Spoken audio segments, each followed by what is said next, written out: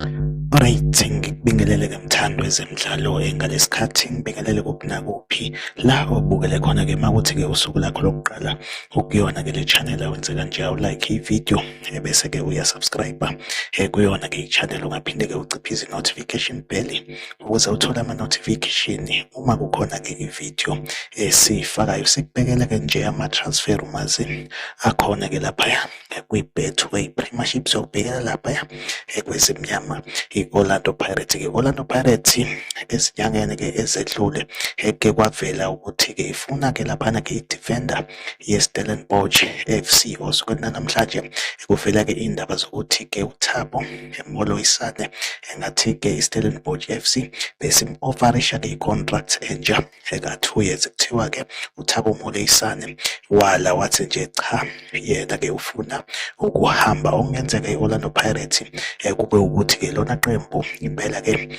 elizosayina-ke yena uThabo Moloisane. Orlando Pirates-ke impela sekade imfuna lo mdlalo okungenzeka aze-ke lapha kwezimnyama azoqinisa-ke lona-ke ubonda lwe-Orlando Pirates laphayana-ke ku-backline-ke. Singakulindela impela ukuthi uThabo Moloisane unqoba i-contract entsha nje kwi-Stellenbosch FC ngoba-ke esazi ukuthi-ke indlela yakhe ibheke kwezimnyama. Ngifisa ukwazi ukuthi kutheni ukuphawula kwakho, like ividiyo, usubscribe kwi-channel, ungaphinde-ke futhi ucommente kwi-comment section. Mina nawe asihlangabezane kwividiyo elandelayo. Isale kahle.